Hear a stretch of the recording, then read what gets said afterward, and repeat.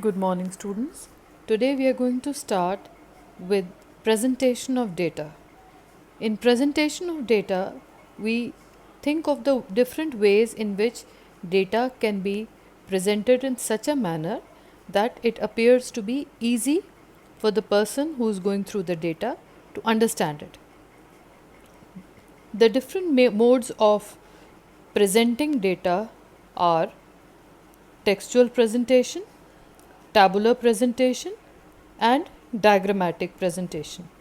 Today we are going to discuss in detail the tabular method of data presentation, or what we call in short tabulation. Tabulation, as the word itself suggests, it is presenting the data in the form of rows and columns. Row, you know that when any information is given in a horizontal manner, it is known as a row. And on the other hand, when it is given in a vertical manner, it is known as a column.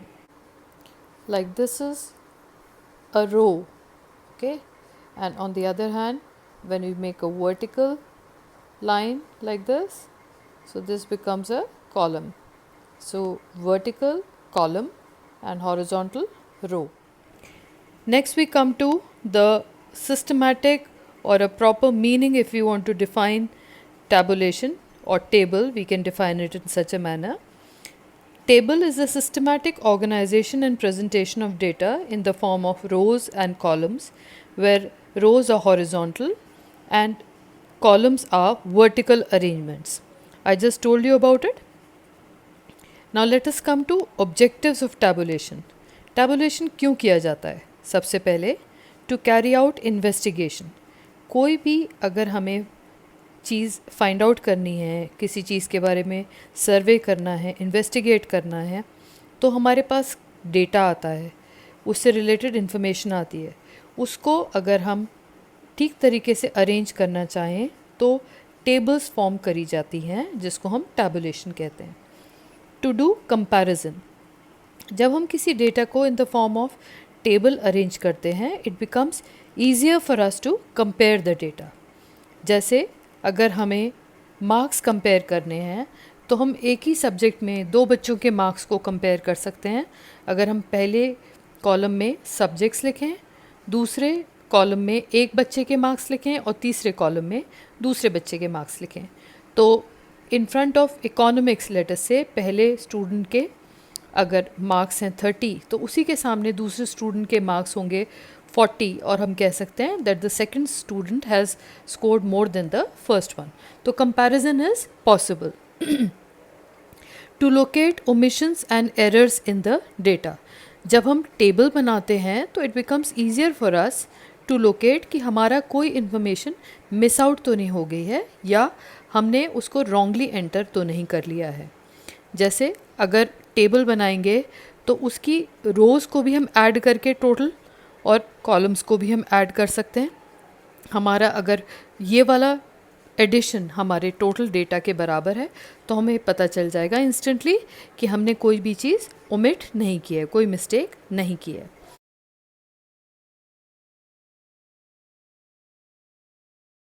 To use space economically. जब हम data collect करते हैं तो randomly data collect करने में वो unorganised data काफ़ी जगह लेता है, लेकिन जब हम उसको इन the form of table arrange कर लेते हैं तो वो छोटी सी जगह में हमें काफ़ी सारी इन्फॉर्मेशन एक जगह हम शो कर पाते हैं.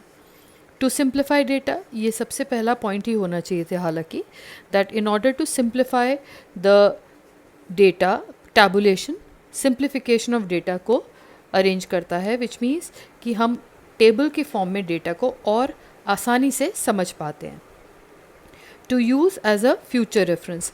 किसी भी टेबल का रेफरेंस हम आगे भी ले सकते हैं या आगे उस रेफरेंस को यूज़ कर सकते हैं. Now we come to the parts of a table. सबसे पहले अगर हम पार्ट्स ऑफ द टेबल देखें तो टेबल नंबर, ये समझने के लिए देखिए parts of the table, I am just reading out to you, I will just show you a table in a short while so that you can understand the different parts of a table. Table number होता है, फिर उसके नीचे आता है table का title, फिर जो कॉलम्स हैं उनकी हेडिंग्स को कैप्शन कहते हैं और रोज़ की हेडिंग को स्टब्स कहते हैं। टेबल के अंदर जो भी इंफॉर्मेशन लिखी जाती है that is the body of the table. And head note का मतलब अगर टाइटल के नीचे हम कुछ अलग से एडिशनल लिखना चाहते हैं जो एक्सप्लेन करता है टाइटल को, वो हेड नोट हो जाएगा। और पूरी टेबल के एंड में लास्ट में हम नीचे अगर कोई चीज़ मेंशन करना चाहते हैं that becomes the foot note. As I told you, I'm going to show the different parts of the table in a table itself. देखिए ये टेबल है जिसमें हमने डिस्प्ले किए हैं डिफरेंट पार्ट्स। सबसे पहले देर इज़ टेबल नंबर और टाइटल, और जिसके आगे अगर आप हेड नोट देना चाह रहे हैं तो वो दे सकते हैं। देन अगर सब हेडिंग है वो उस सब हेडिंग में कैप्शन है कॉलम की हेडिंग और स्टब्स है रोज़ की heading. Now we come to the different entries that we are going to make. वो पार्ट बनेगा हमारा बॉडी ऑफ द टेबल का।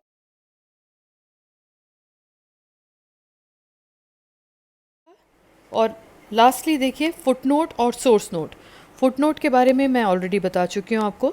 नीचे अगर हमें कुछ मेंशन करना है regarding the table then we can mention it in the form of a foot note. और source note on the other hand, अगर टेबल कहाँ से आई है या टेबल का डेटा हमें कहाँ से मिला है तो वो हम शो कर सकते हैं इन the form of a source note.